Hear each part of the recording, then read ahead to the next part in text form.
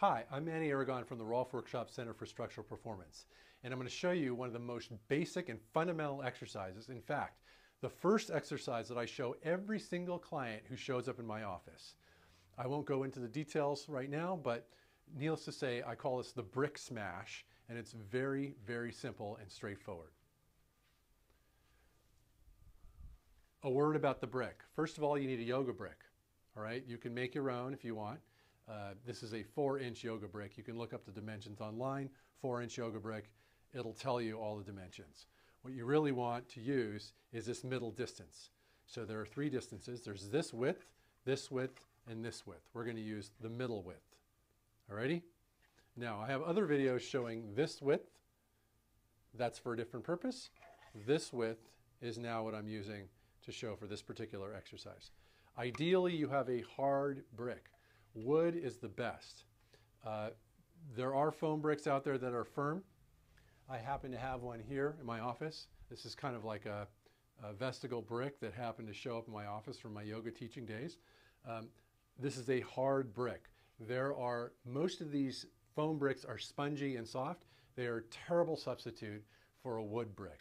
You want the wood brick because the wood brick gives you feedback. It will give you more efficient action. You're trying to create an activation of muscles in your body, and this works the best. So do yourself a favor and go out and buy a wood brick. You can buy it from me. You can buy it from, you can go to Home Depot or a Lowe's or one of these stores and have them cut off a 4x6 or whatever, and use that. Okay. But wood is the best. And in fact, this is a hollow wood, but solid wood's even better.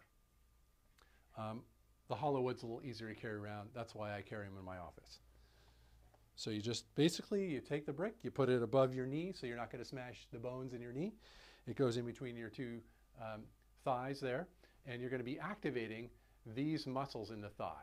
When you activate these outer leg muscles, the iliotibial band and the tensor fasciae lata, they have to release. Okay, that's just the way we're wired. It's called reciprocal inhibition. You can look it up. Alrighty, parallel feet. So I'm just going to stand. I'm going to stand tall. I'm going to look at the horizon. Now I'm going to start to squat a little bit, but I want to make a point of sticking my butt out, like I'm reaching for a chair. There's a chair behind me, and it's not quite below me. It's a little behind me, so I got to reach out and find it. Now I don't have to go really low. Some people go real low. Sometimes I do. You don't have to go real low. You just got to get this action where you're sticking your butt out. You're making a butt. Feet are flat on the ground. Okay? So you go down, and then you push your feet flat. So you shouldn't be lifting from the back. People will tend to lift from the back. Don't do that. Push the force through your pelvis, through your trunk. So you want to come down and up, down and up. It's very similar to the gluteal action in squatting, but it's not as exaggerated.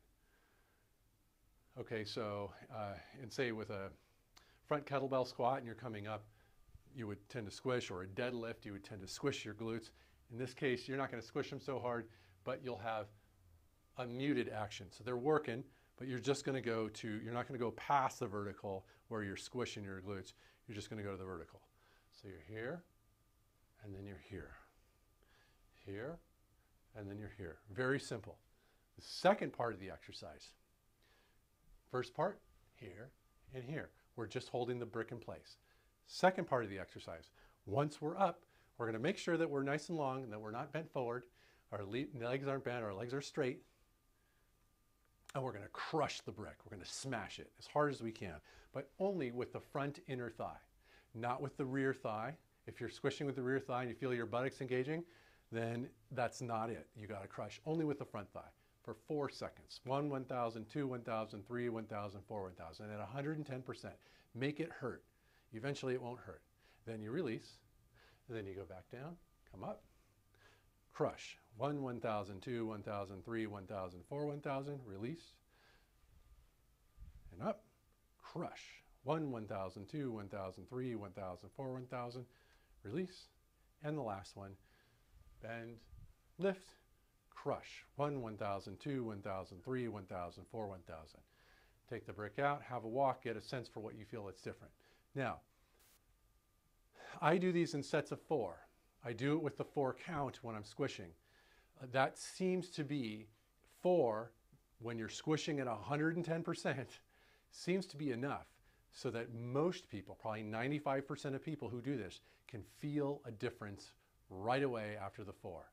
That's what we're shooting for. Activation of these muscles, deactivation of these muscles. When that happens, you can feel a difference. You're going to get more support in the trunk of your body. You're going to get less concentrated strain and stress at the low back. So if you got low back pain, this is great. If you've got inner or outer knee pain, this is great. It'll relieve that. Give it a try.